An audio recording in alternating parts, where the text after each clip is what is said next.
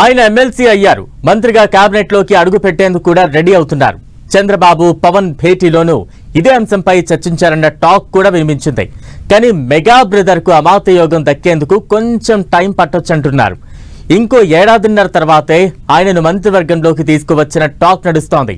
ఇంతకీ నాగబాబు కేబినెట్ బెర్తుకు అడ్డంకులు ఏంటి?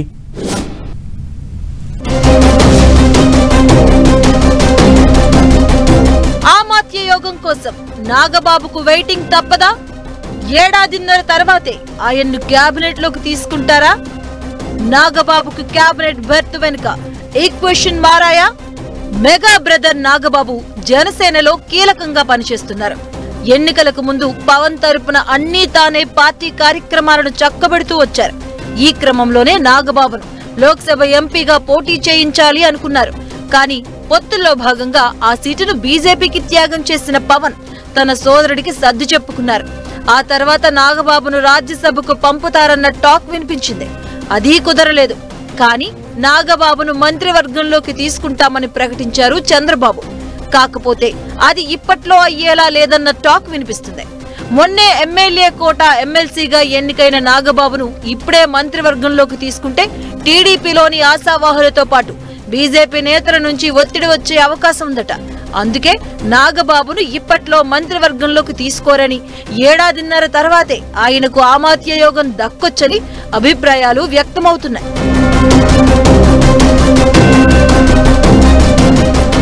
ఏపీలో అసెంబ్లీ సీట్లను బట్టి 25 మంత్రి పదవులకు అవకాశం ఉంది. ప్రస్తుత మంత్రివర్గంలో 24 మంది ఉన్నారు. జనసేన నుంచి ప్రస్తుతం పవన్ కళ్యాణ్, కందుల దుర్గేష్, నాదెండ్ల మనోహర్ మంత్రులుగా ఉన్నారు. కూటమి పొత్తుల్లో భాగంగా జనసేనకు 4, బీజేపీకి 1 మంత్రి పదవి ఇవ్వాల్సి ఉంది. జనసేన నుంచి భర్తీ కావాల్సిన ఆ ఒక్క స్థానం నాగబాబుకు ఇస్తారని అనుకున్నారు. అందుకు అనుగుణంగానే చంద్రబాబు ప్రకటన కూడా చేశారు. కానీ ఇప్పుడున్న పరిస్థితుల్లో నాగబాబును కేబినెట్లోకి తీసుకోవడం కరెక్టా కాదా అని లెక్కలు వేసుకుంటున్నారట కూటమి పెద్దలు. ఏపీ మంత్రివర్గం ఏర్పాటై 9 నెలలు అవుతుంది.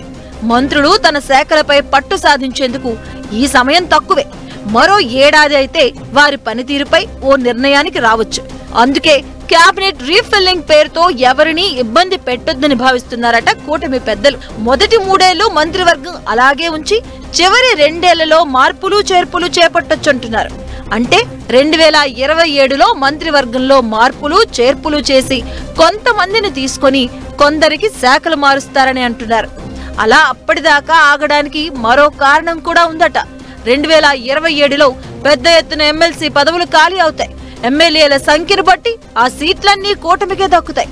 అలా పలువురు నేతలకు హామీ ఇచ్చినట్లుగా వారిని ముందు చట్టసభల్లో చోటిచ్చి వారిలో అర్హులకు మంత్రి పదవులు ఇచ్చే ఆలోచన చేస్తున్నారట. ప్రస్తుతానికైతే ఇప్పుడున్న మంత్రివర్గమే కొనసాగుతుందని అంటున్నారు కూటమి లీడర్స్. ఇక సెకండ్ గా ఎవరినైనా తీసుకోవాల్సిన ప్రత్యేక పరిస్థితులైతే ఏమీ లేవని అంటున్నారు. నాగబాబుకు మంత్రి పదవి హామీ అయితే ఉంది.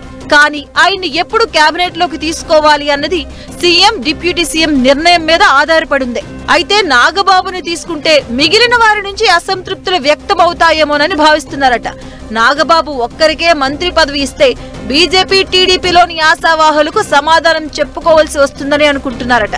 దాంతో పాటు చట్టసభలకు నాగబాబు కొత్త కాబట్టి కొంతకాలం ఆయన ఎమ్మెల్సీగా పనిచేసిన తర్వాత మంత్రిగా అవకాశం ఇస్తే బెటర్ గా రాణిస్తారనే ఆలోచన కూడా ఉందట. పిఠాపురం వర్మకు ఎమ్మెల్సీ హామీ పెండింగ్ లో ఉంది. ఆయనతో పాటు మరికొందరికి ఆ హామీని తీర్చి ఆ తర్వాత నాగబాబు సహా ఎవరికి ఏ పదవి ఇచ్చినా ఇబ్బంది ఉండదని కూడా భావిస్తున్నారట. అయితే ఈ నెల 30న ఎమ్మెల్సీగా నాగబాబు బాధ్యతలు చేపట్టనున్నారు. ఇక ఆయనకు మంత్రి పదవి ఆలస్యమన్న వార్తల్లో నిజమెంతో వేచి చూడాలి.